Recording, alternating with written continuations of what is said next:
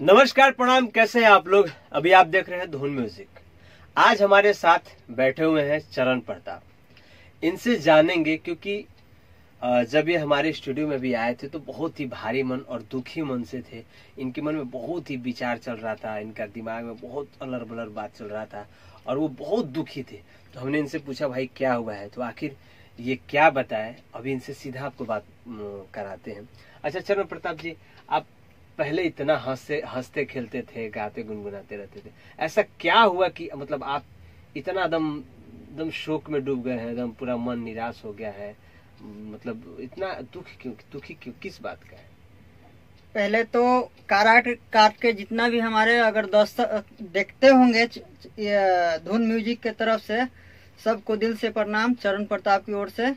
और बात यह है कि काराकाट में हम 3-4 दिन लगातार गई रहे। अच्छा।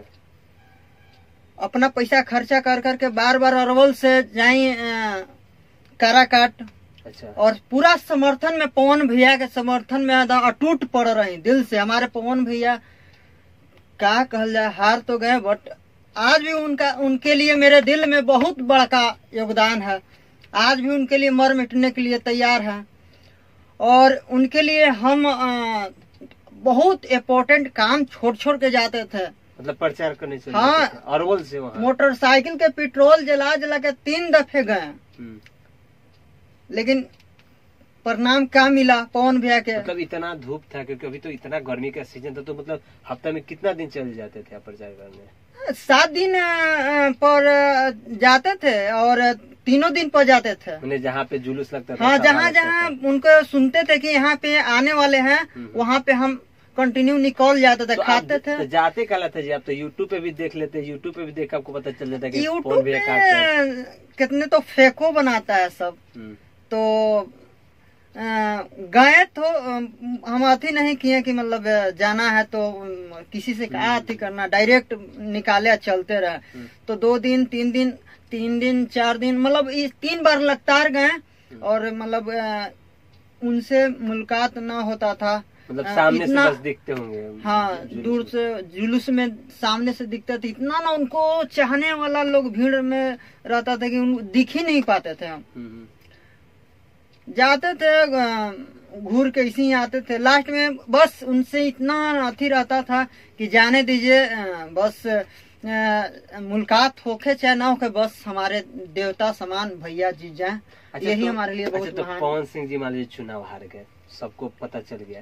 अच्छा, कुछ लोग का भी कहना है कि 4 गो ईवीएम जो बॉक्स था वो तोड़ा हुआ था, खुला हुआ था, इसलिए ईवीएम में कुछ गड़बड़ी हो गया, इसके चलते पवन सिंह हार गए। नहीं तो उनको हराने वाला मतलब वहाँ पे कोई शोरगुल ही नहीं था। हाँ, सही बात है। ईवीएम में कहीं ना कहीं फॉल्ट था, ईवीएम कहीं ना कहीं प्रॉब्लम था।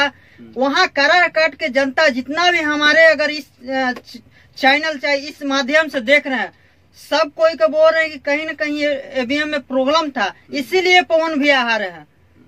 अगर मेरे जिला में ऐसे कोई भी अगर मेरे पवन भैया के साथ होता तो हम अगर लड़ जाते, लेकिन वहाँ पे कई तरह के लोग हैं, हम वहाँ पहुँच नहीं पाएंगे। लेकिन अरवल के बात आ रहा था तो हम खुद उनके आमने सामने एकदम, उनके लिए मेरा ये अस्तित्व जो है, मेरे शरीर योगदान में उनको दान में दिया हुआ है पवन सिंह का। मतलब अगर माना जाए तो मेरे बॉस है, बहुत दुखी हैं। मतलब मेरी आत्मा कुहुकता है, क्या कहूँ आपसे।